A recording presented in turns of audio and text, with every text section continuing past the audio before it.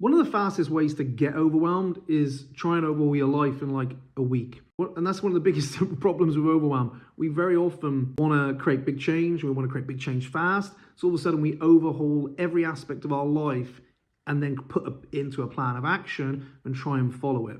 It's a bit like going from lifting 10 kilos in the gym to saying, well, you know what? I think I'm going to try and lift 80 kilos this week because that'll get me better results. You probably can't lift it.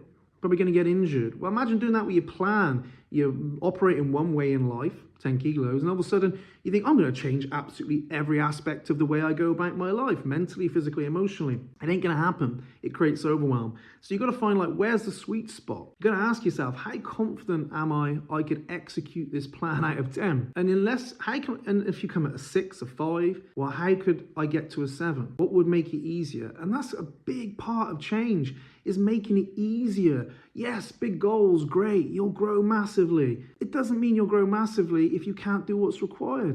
And so sometimes it's a case of making it easier. Now, some of you need to make it harder because you haven't even got a plan. And you need to get a plan if you're overwhelmed, because a lack of a plan for your week, a lack of a structure is going to create overwhelm. So are you aiming too high?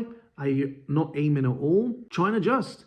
And if you find it really difficult to lay out a week plan, make it easier by laying out a plan for tomorrow. How are you going to win tomorrow? How are you going to win today? What's the definition of success today for you?